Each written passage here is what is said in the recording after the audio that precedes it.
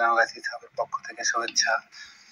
আমরা আজকে মার্কেটের সবচেয়ে আলোচিত শেয়ার কেপিপিএল নিয়ে কিছু কথা বলবো। যাই হোক, শেয়ার নিয়ে খুবই টানটান উত্তেজনা দেখা যাচ্ছে। আসলে এই শেয়ারটি গতকালকেও হয়তো ওয়্যারলেস ছিল দিন শেষে, কিন্তু আজকে আবার দিনের শুরুতেই কিন্তু হল্টেড হয়ে যায় আপার সার্কিটে। তো সেক্ষেত্রে বিনিয়োগকারী যারা রয়েছেন অনেকেই আসলে জিজ্ঞাসা যে শেয়ারটি আসলে কি হচ্ছে বা কি হতে পারে। আমরা আসলে সাধারণত টেকনিক্যাল অ্যানালাইসিস সাধারণত কোনো গ্যাম্বলিং আইটেম বা এই টাইপের শেয়ারে আসলে করা খুব কঠিন। তারপরেও আসলে কিছু প্রাইস সিগন্যাল আমরা দেখতে পাই। আমি গত ভিডিওতে বলেছিলাম যে শেয়ারটি আসলে 25 টাকার দিকে যেতে পারে। ঠিক আসলে 25 টাকা থেকেই শেয়ারটি আবার ইউটার্ন নিল। তো যাই হোক, এখন শেয়ারটি কি হতে পারে আমরা একটু বেসিক আইডিয়া নিতে পারি আলোচনা থেকে। আমরা স্ক্রিনে দেখতে পাচ্ছি কেপিপিএল এর মান্থলি ক্যান্ডেল। তো মান্থলি ক্যান্ডেল অনুসারে আমরা দেখতে পাচ্ছি এর আগে যখন শেয়ারটির একটা বড় মুভমেন্ট হয় তখন একটা ফুল বডি ক্যান্ডেল আমরা মান্থলি ক্যান্ডেলে দেখতে পাচ্ছি। এরপরে কিন্তু একটা ছোট একটা ক্যান্ডেল দেখতে পাচ্ছি। এই ক্যান্ডেলের পরে আবার একটা ফুল বডি ক্যান্ডেল দেখতে পাচ্ছি। তো এখানেও কিন্তু সেম টাইপেরই ঘটনা ঘটতে যাচ্ছে। আমরা দেখতে পাচ্ছি যে এখানে ফুল বডি ক্যান্ডেল, এখানে ফুল বডি, এরপরে একটা ক্যান্ডেল যেটা অনেকটা হ্যামার টাইপের। তো সেক্ষেত্রে এখন এই ক্যান্ডেলটা হয়তো এটার চেয়ে বড় হতে পারে।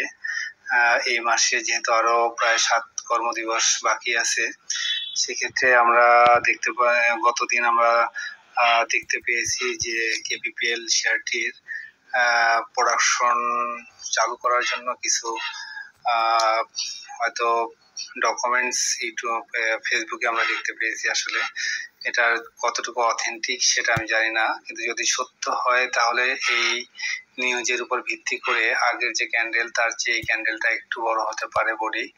তো সেক্ষেত্রে এর পরবর্তী ক্যান্ডেল কি হবে নেক্সট মান্থে দেখা যাবে। তো শেয়ারটি যে বড় ধরনের কিছু প্রাইস মুভমেন্টে আসলে ইঙ্গিত দেয় সেটা স্পষ্টই আসলে বোঝা যাচ্ছে। কেন হচ্ছে, কি জন্য হচ্ছে, এটা আসলে বলা খুবই কঠিন। তো যাই হোক, এটাকে আমরা যদি উইকলি চার্টে দেখি, উইকলি চার্ট কিন্তু আমরা দেখতে পাচ্ছি যে গত সপ্তাহে কিন্তু শেয়ারটি একটা নেগেটিভ ক্যান্ডেল ছিল, রেড ক্যান্ডেল। যদিও আমি বলেছিলাম যে গত সপ্তাহের যে ক্যান্ডেল সেটা হলো ভলিউম ক্যান্ডেলটা যেহেতু কম ছিল, ভলিউম বারটা যেহেতু ছোট ছিল, সেহেতু ভয়ের তেমন কারণ নেই। আমি গত ভিডিওতে এটা বলেছিলাম। তো আশা করি যে এই সপ্তাহে কিন্তু তার আগের যে রেজিস্ট্যান্স এটা ব্রেক করে যেতে পারে। এই হিসাবে শেয়ারটি কিন্তু এখনো খুবই ভালো পজিশন বা ভালো একটা লুক্রেটিভ একটা পজিশন এটা বলা যায়।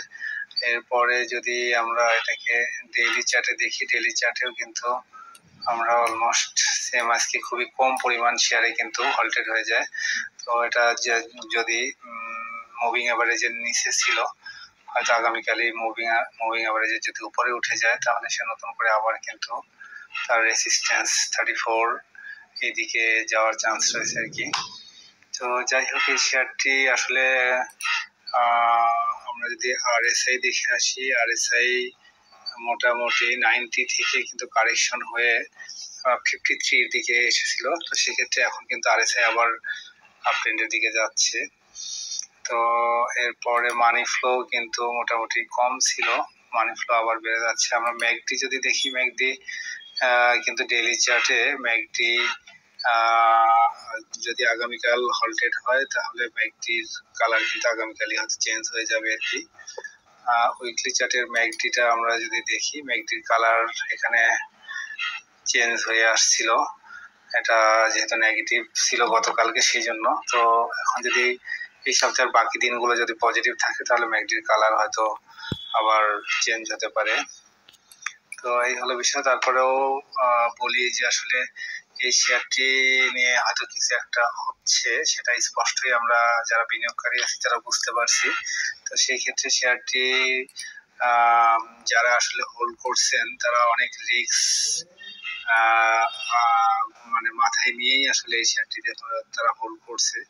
তো তো সেক্ষেত্রে আসলে এই ক্যাপিটাল মার্কেটে যারা হাই রিস্ক টেকার তারা অবশ্য অনেক বেশি প্রফিট পায়, এটাও সত্য। তো সেক্ষেত্রে রিস্ক বেশি নিলে অনেক সময় অনেক বড় ধরনের ক্ষতির সম্মুখীন হতে হয়। তো এই হলো বিষয়। যাই হোক, যারা আছেন আশা করি তাদের আরো অনেক বেশি প্রফিট হোক, এটা অবশ্যই সবার জন্য শুভকামনা থাকলো যে সবাই অনেক বেশি প্রফিটে এই শেয়ার থেকে হয়তো বের হতে পারবে। তো এই হলো বিষয়। যাই হোক, তারপরেও বলি যে শেয়ারটি কিন্তু অবশ্যই যেহেতু প্রোডাকশন বন্ধ বা আদার্স সবকিছুই নেগেটিভ, সেক্ষেত্রে শেয়ারটিতে অবশ্যই জেনে বুঝে বিনিয়োগ করা উচিত এবং সবসময় সাবধানে থাকা উচিত। যাই হোক, সবাই ভালো থাকবেন, সবার জন্য শুভকামনা থাকলো। সবাই জেনে বুঝে বিনিয়োগ করবেন এবং টেকনিক্যাল অ্যানালাইসিস হাবের পক্ষ থেকে সবাইকে আবারও শুভেচ্ছা এবং সবাই চ্যানেলটি সাবস্ক্রাইব করে পাশে থাকবেন। সবার জন্য শুভকামনা থাকলো।